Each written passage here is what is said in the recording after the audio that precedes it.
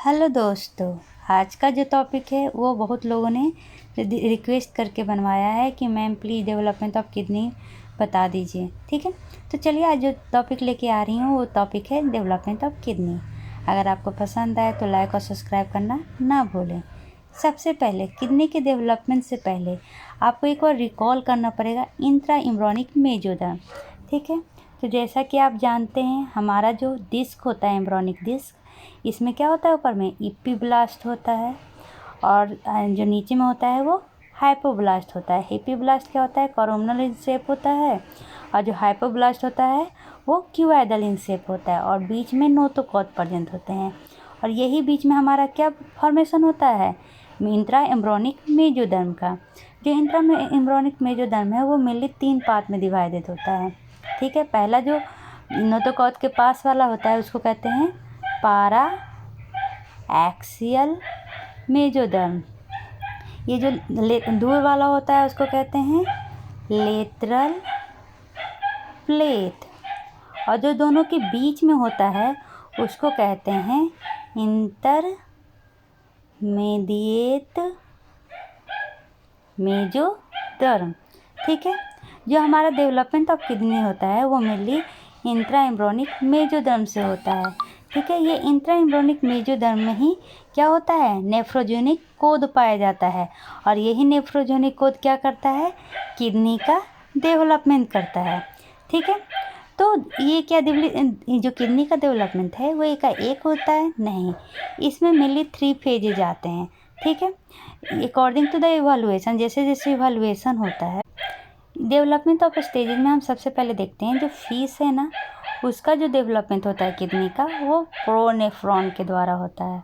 ठीक है, किसके द्वारा, प्रोनेफ्रॉन। फिर उससे कुछ हायर वर्टिब्रेट आते हैं, उसका होता है मेसोनेफ्रॉन के द्वारा। और जो सबसे हाईएस्ट हम लोग आते हैं ह्यूमन बीइंग, उनमें होता है मेटानेफ्रॉन के द्वारा किडनी का डेवलपमेंट। लेकिन जो हम लोग ह्यूमन है ना उनमें मेनली तीनों स्टेज देखा जाता है, प्रोनेफ्रॉन, मेसोनेफ्रॉन, मेटानेफ्रॉन। ठीक है, और ये मेनली आता कहाँ से है, तो जो अभी बताए इंट्रा एम्ब्रियोनिक मेसोदर्म के नेफ्रोजेनिक कोड में। तो जो सबसे पहले हमारा प्रोनेफ्रॉन, मान लीजिए क्या है, ये हमारा प्रोनेफ्रॉन है, ये हमारा मेसोनेफ्रॉन है और ये हमारा मेटानेफ्रॉन है। सबसे पहले जो प्रोनेफ्रॉन देखा जाता है वो मेनली सर्विकल रीजन में देखा जाता है और जो मेसोनेफ्रॉन है वो थोरैको लंबर रीजन में और जो मेटानेफ्रॉन है वो सैक्रल रीजन में। ह्यूमन बीइंग में तीनों स्टेज देखा जाता है। ठीक है, तो ये याद हो गया कि प्रोनेफ्रॉन कौन से रीजन में आता है, सर्विकल रीजन में आता है। तो क्या होता है ना, सबसे पहले प्रोनेफ्रॉन का फॉर्मेशन होता है। इससे क्या होता है, तो इसमें मेनली डेक्टिल्स निकलते हैं। ठीक है, और ये मेनली नॉन फंक्शनल होता है, तो बाद में ये डीजनरेट हो जाता है। ठीक है, फिर बाद में क्या होता है, मेसोनेफ्रॉन का फॉर्मेशन होता है। ये क्या करता है, ये डक्ट बनाता है और उसके बाद ये भी डीजनरेट हो जाता है। उसका जो मेटानेफ्रॉन है जो मेनली सैक्रल रीजन में पाया जाता है, ये क्या करता है, परसिस्ट करता है और यही परमानेंट किडनी या किडनी प्रॉपर का फॉर्मेशन करता है। ठीक है, तो जो हमारा प्रोनेफ्रॉन है ना वो अर्ली एम्ब्रियोनिक पीरियड में किडनी का फॉर्मेशन करता है, लेकिन क्या होता है ये तुरंत डीजनरेट हो जाता है। जैसे ही प्रोनेफ्रॉन डेवलप करता है बहुत सारे डैक्टिल्स बनने लगते हैं। जैसे बताया था ना ये हमारा प्रोनेफ्रॉन है, तो इसमें क्या है, बहुत सारे डैक्टिल्स ये बनने लगेगा और वो क्या करेगा, मेनली कहाँ पे कनेक्शन करता है, वो उसका जो मेजर डक्ट है, ये वाला डक्ट, वो कनेक्शन करता है क्लोका से। अब क्लोका क्या होता है, तो क्लोका मेनली डिजिटल इंद होता है गट का। जब हम गट पर रहते हैं ना, गट का डेवलपमेंट, तो उसका डिजिटल इंद होता है, डिजिटल डायलेटेड मतलब ज़्यादा चौड़ा होता है। ठीक है, तो क्लोका मेनली 2 पार्ट में डिवाइड होता है। क्लोका जो हमारा है वो 2 पार्ट में डिवाइड होता है, प्रिमिटिव रेक्टम और यूरोजेनाइटल साइनस। ठीक है, और ये डिवाइड कैसे होता है, तो एक सेप्टम के द्वारा जिसको कहते हैं यूरोजेनाइटल सेप्टम। ठीक है, तो आपको इतना समझ में आ गया, जो हमारा क्लोका है वो मेनली किससे डेवलपमेंट होता है, ये क्लोका से 2 चीज़ डेवलपमेंट होता है। कौन कौन सा, तो प्रिमिटिव रेक्टम और यूरोजेनाइटल साइनस। ये यूरोजेनाइटल साइनस ही है ना जो हमारा यूरिनरी ब्लैडर का फॉर्मेशन करता है। ठीक है, यहाँ तक समझ में आ गया। अब जो हमारे ये प्रोनेफ्रॉन है क्या होता है, अर्ली स्टेज में डेवलप करता है किडनी को। तो ये क्या पूरा किडनी को डेवलप करता है? नहीं, सिर्फ डक्ट और डैक्टिल्स को। जो डक्ट होते हैं प्रोनेफ्रॉन का वो ओपन हो जाता है किस में? यूरोजेनिटल साइनस में। मेनली जो प्रोनेफ्रॉन होता है ना वो नॉन फंक्शनल होता है, इसलिए डीजनरेट कर जाता है। तो क्या, जैसे कि हमारा प्रोनेफ्रॉन है, ये डैक्टिल्स है और ये डक्ट का फॉर्मेशन किया है। तो क्या ये पूरा प्रोनेफ्रॉन डीजनरेट कर जाएगा? नहीं, सिर्फ डक्टिल्स डीजनरेट कर जाएंगे। जो मेजर डक्ट है वो परसिस्ट करेगा। यहाँ तक समझ में आ गया? ठीक है। चलिए इसके बाद जो मेजोनेफ्रॉन्स हैं वो कहाँ से आते हैं? जैसे कि यहाँ पे क्या था, प्रोनेफ्रॉन था, इसके जस्ट नीचे से हमारा मेजोनेफ्रॉन्स आता है। ठीक है, तो इसमें भी बहुत सारे डैक्टिल्स बनते हैं जो ज्वाइन करता है किसको? प्रोनेफ्रॉन को। एक बार जब ये मेजोनेफ्रॉन का डेवलपमेंट हो जाता है तो ये जो मेन डक्ट है, जैसे कि क्या हुआ, ये हमारा प्रोनेफ्रॉन का ये मेन डक्ट बचा हुआ था। अब यहाँ पर क्या हुआ, ये मेजोनेफ्रॉन आ गए, ये भी डक्टिल का फॉर्मेशन किए और फिर इसमें जाके अटैच हो गए। तो इसमें भी क्या होता है, डक्टिल्स डीजनरेट कर जाते हैं, लेकिन जो यह प्रोनेफ्रॉन डक्ट है वो बाद में रीनेम हो जाता है मेजोनेफ्रॉन डक्ट में। ठीक है, अब चलिए आते हैं फाइनल स्टेज ऑफ किडनी में। ये जो डक्टिल्स और डक्ट है मेजोनेफ्रॉन का, ये डिसअपीयर हो जाता है फीमेल में। ठीक है, लेकिन मेल में ये परसिस्ट करता है और क्या का फॉर्मेशन करता है? डक्टल सिस्टम ऑफ टेस्टिस, क्योंकि इसी को कहते हैं वोल्फेरियन डक्ट। वोल्फेरियन डक्ट से ही मेनली टेस्टिस का डक्टल सिस्टम का फॉर्मेशन होता है। और ये मेनली कौन सा डक्ट से? मेजोनेफ्रिक डक्ट से। और जहाँ तक फीमेल के जेनिटल का बात है तो वो मुलेरियन डक्ट से होता है, जो मेनली पारा मेजोनेफ्रिक डक्ट से बनता है। ठीक है, अब फाइनल स्टेज में आ गए तो मेजोनेफ्रिक डक्ट क्या हो जाएगा, एक डेवलप करेगा क्या का, तो ह्यूमन किडनी प्रॉपर का, सॉरी मेजो नहीं मेटा, यहाँ पे गलती हो गया। मेनली क्या करता है फाइनल स्टेज में, जो मेटानेफ्रिक डक्ट है वही डेवलप करता है फाइनल किडनी का। ठीक है, तो जैसा कि आपको पता है ये जो हमारा क्या है मेजोनेफ्रिक डक्ट है, इसमें से एक डक्ट निकलता है, बद निकलता है, जिसको हम कहते हैं यूरेटिक बद। ये क्या था? ये था मेजोनेफ्रिक डक्ट। मेजोनेफ्रिक डक्ट से क्या होता है, एक बद निकलता है जिसको कहते हैं यूरेटिक बद। ठीक है, अब क्या होता है, जो मेटानेफ्रॉन होता है वो क्या होता है, मेनली किडनी का डेवलपमेंट करता है। तो वो किसके द्वारा? तो मेटानेफ्रिक ब्लास्टोमा, जो मेनली क्या होता है ना, जो हमारा मेटानेफ्रिक है वो इसके चारों तरफ, यूरेटर ब्लेडर के चारों तरफ क्या होता है, जिसको क्या कहते हैं, मेटानेफ्रिक ब्लास्टोमा। मेटानेफ्रिक ब्लास्टोमा से ही क्या होता है, किडनी का डेवलपमेंट होता है। ठीक है, यहाँ तक समझ में आ गया। अब ये जो मेटानेफ्रॉन्स है ये मेनली फॉर्म कर जाता है वेसिकल में। ये जो क्या था, मेटानेफ्रिक ब्लास्टोमा था ना, ये बाद में क्या हो जाएगा, वेसिकल में बहुत सारा वेसिकल फॉर्म करता है। ठीक है, अब जो वेसिकल फॉर्म करता है यही बाद में क्या बनता है, प्रॉपर किडनी बनता है। ठीक है, अब जो यूरेटर ब्लड है, ये जो हमारा यूरेटर ब्लड है वो आगे जाके क्या कर जाएगा, डायलेट कर जाएगा और क्या का फॉर्मेशन करेगा, अम्पूला का। ठीक है, यहाँ तक समझने में कोई प्रॉब्लम नहीं है। जैसे जैसे हम किडनी के डेवलपमेंट को डिस्कस कर रहे हैं, इसमें मेनली हम 2 हेडिंग लेके चले हैं।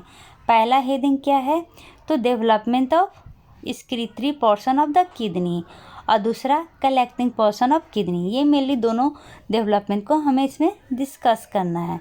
ठीक है, तो यहाँ तक समझ में आ गया। कलेक्टिंग पोर्शन ऑफ किडनी में क्या क्या आता है, कलेक्टिंग ट्यूब्यूल्स आता है, मेजर और माइनर कैलिक्स आता है और रीनल पेल्विस आता है। ठीक है, तो जैसे जैसे हमारा यूरेटर बल्ब इंटर करता है मेटानेफ्रिक ब्लास्टोमा में, ये फर्दर डिवाइड करता है। देखो जैसे कि ये क्या है, मेटानेफ्रिक ब्लास्टोमा है, तो ये हमारा यूरेटर बल्ब इसमें जा रहा है। ठीक है, ये जा रहा है, बाद में ये क्या करता है, डिवाइड कर जाता है बहुत सारे कैलिक्स में। ठीक है, इसी को जो मेन ब्रांच है इसको मेजर कैलिक्स कहते हैं और वो फर्दर डिवाइड करता है, उसको माइनर कैलिक्स कहते हैं।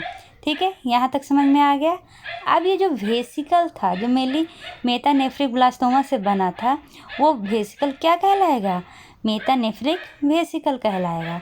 ठीक है, यहाँ तक कोई समझ में दिक्कत नहीं है। अब ये जो मेटानेफ्रिक वेसिकल है ये स्टार्टिंग में क्या होता है, सर्कुलर इन शेप होता है, लेकिन बाद में ये इलोंगेट करके पियर शेप स्ट्रक्चर बनाता है। ठीक है, कैसा, पियर शेप स्ट्रक्चर बनाता है। और ये पियर शेप स्ट्रक्चर क्या करता है, ज्वाइन कर जाता है डायलेटेड पोर्शन ऑफ यूरेटा। जैसे कि क्या था, ये हमारा यूरेटिक बड था, ठीक है, इस तरह, और यहाँ पर वेसिकल था। वेसिकल क्या होगा, अब दूसरा यहाँ पे बता रही हूँ, वेसिकल क्या होगा, पियर शेप स्ट्रक्चर बना के और ये एम्पूला में जाके ज्वाइन हो जाएगा। ठीक है, यहाँ तक समझ में आ गया। अब ये धीरे धीरे ये पियर शेप स्ट्रक्चर कौन सा स्ट्रक्चर फॉर्म करने लगेगा, एस शेप स्ट्रक्चर फॉर्म करने लगेगा। ठीक है, यहाँ तक समझ में आने में कोई दिक्कत नहीं है। अब ये जो एस शेप स्ट्रक्चर है इसी को हम कहते हैं एस शेप ट्यूब।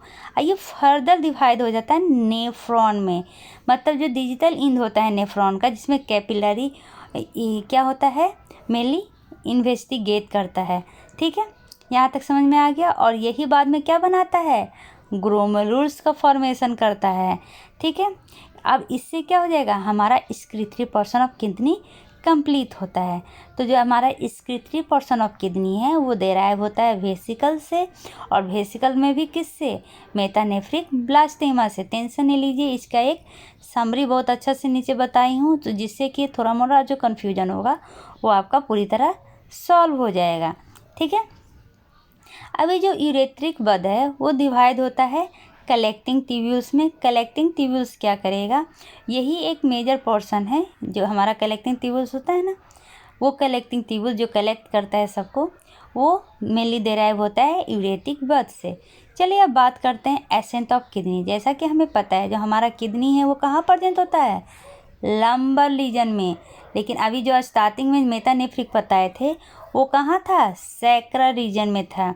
तो क्या करेगा, हमें किडनी को शिफ्ट करना पड़ेगा कहाँ से, सैक्रल से लंबर पार्ट में। इसी को कहते हैं असेंट ऑफ किडनी। क्या कहते हैं इसको, असेंट ऑफ किडनी कहते हैं। ठीक है, यहाँ तक समझने में कोई प्रॉब्लम नहीं है। अब कैसे ये होता है, जैसे कि ये सैक्रल जब रीजन में पाया जाता है तो उस समय जो ब्लड सप्लाई होता है वो लेटरल सैक्रल वेसल से होता है, लेकिन बाद में जब ये असेंट कर जाता है एम्ब्रोनिक फोल्डिंग के कारण या क्या जीआई पुल के कारण, तो ये इसमें जो मेनली ब्लड सप्लाई होता है वो रीनल आर्टरी से होता है, जो मेनली डेराइव होता है एब्डोमिनल अरोटा से। ठीक है, जैसा कि हमें पता है हमारा जो किडनी है वो कैसा है, पियर शेप स्ट्रक्चर है, और ये जो बीच में ये गड्ढा है इसको हम क्या कहते हैं, हाइलम कहते हैं। यहाँ से mainly most of the blood vessel ये सब एंट्री करता है। ठीक है, ये समझ में आ गया। स्टार्टिंग में ये जो हाइलम होता है ना, मतलब ये जो स्ट्रक्चर होता है ना, ये इस तरह का होता है, मतलब जो हाइलम होता है वो किधर होता है, एंटीरियरली होता है, लेकिन रोटेशन के बाद ये मिड लाइन में आ जाता है। मिड लाइन कैसे पता चलता है, ये हमारा वर्टिब्रल कॉलम है उसके तरफ आ जाता है। ठीक है, यहाँ तक समझने में कोई दिक्कत नहीं है। चलिए अब थोड़ा एब्नॉर्मलिटीज के बारे में बात कर लेते हैं। पहला क्या होता है, एजीनेसिस। एजीनेसिस में क्या होता है, या तो एक ए मतलब ना, जीनेसिस मतलब फॉर्मेशन, मतलब किडनी का फॉर्मेशन ही नहीं हुआ, या तो ये एक हो सकता है, यूनिलेटरल हो सकता है, या बाईलेटरल, मतलब दोनों, या तो एक किडनी का फॉर्मेशन ना हुआ हो या दोनों किडनी का फॉर्मेशन ना हुआ हो, या तो क्या हो गया, हाइपोप्लेसिया हो गया हो, मतलब फॉर्मेशन तो हुआ हो लेकिन वो बहुत ही कम मात्रा में हुआ है। दूसरा डुप्लीकेशन। डुप्लीकेशन में मतलब क्या होता है, ज़्यादा किडनी का बन जाना। ठीक है, तीसरा है शेप। जैसा कि हमें पता है हमारा किडनी का शेप कैसा होता है, पियर शेप का स्ट्रक्चर होता है। क्या होगा, कभी ये प्रॉक्सिमल पार्ट मिल जाएगा, कभी डिजिटल पार्ट मिल जाएगा। ठीक है, तो अगर प्रॉक्सिमल या डिजिटल पार्ट मिलता है तो उस किडनी को क्या कहते हैं, हॉर्सशू किडनी। लेकिन कभी कभी क्या होता है, दोनों किडनी मिल जाता है और पैनकेक जैसा स्ट्रक्चर बनाता है, इसी को कहते हैं पैनकेक किडनी। ठीक है, अब जो चौथा है वो है पोजीशन। जैसा कि हमें पता है जो स्टार्टिंग का पोजीशन होता है वो कौन सा होता है, सैक्रल। तो वो क्या होगा, सैक्रल में ही रह जाएगा, वो पुल नहीं होगा ऊपर लंबर में। तो इसी में पोजीशन में एबनॉर्मलिटीज होती है। एबनॉर्मल रोटेशन, आपको पता था कि स्टार्टिंग में जो हमारा हाइलम होता है वो क्या होता है, एंटीरियर तरफ होता है, तो ये मूव नहीं कर पाता है मिड लाइन, या कभी कभी ये क्या होता है, लेटरल तरफ मूव कर जाता है। तो इसी को क्या कहते हैं, एबनॉर्मल रोटेशन। पॉलीसिस्टिक किडनी, जैसा कि पता है जो किडनी का फॉर्मेशन होता है वो वेसिकल से होता है जो मेटानेफ्रिक फ्लास्टेमा से बनता है।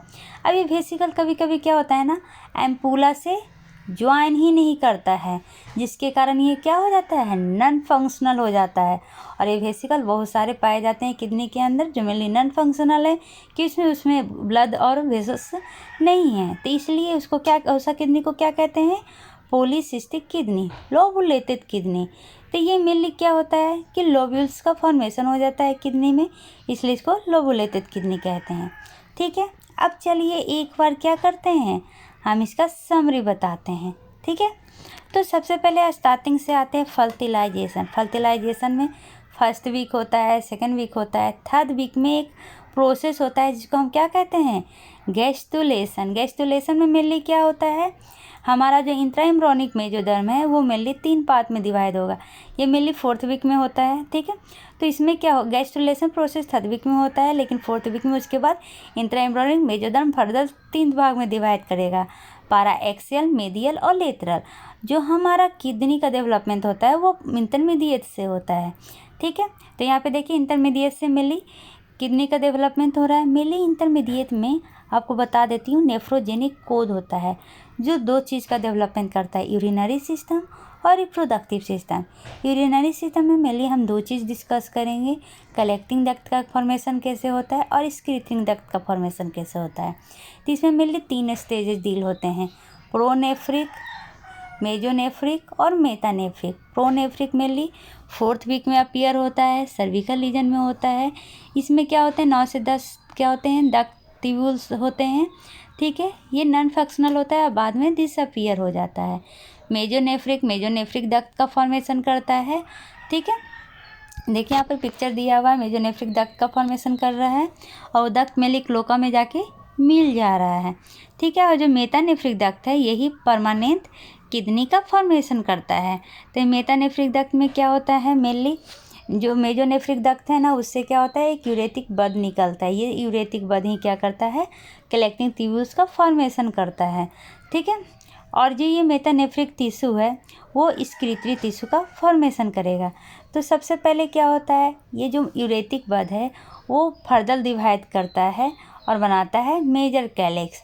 मेजर कैलिक्स बाद में और डिवाइड करेगा तो बनाएगा माइनर कैलिक्स, और यही बाद में क्या करता है, कलेक्टिंग ट्यूब्यूल्स का फॉर्मेशन करता है। इसका शेप कैसा दिखेगा, तो पिरामिड का शेप दिखेगा। अब ये यूरेटिक बड है, इससे ही क्या होता है, बाद में renal pelvis, major calyx, minor calyx और कलेक्टिंग डक्ट का फॉर्मेशन करता है, और यही सब मिला के क्या बनता है, कलेक्टिंग सिस्टम। ठीक है, तो आशा है आपको ये फॉर्मेशन ऑफ किडनी बहुत अच्छे से समझ में आ गया होगा। अगर समझ में आया तो लाइक और सब्सक्राइब करना ना भूलें। Bye bye, take care, see you.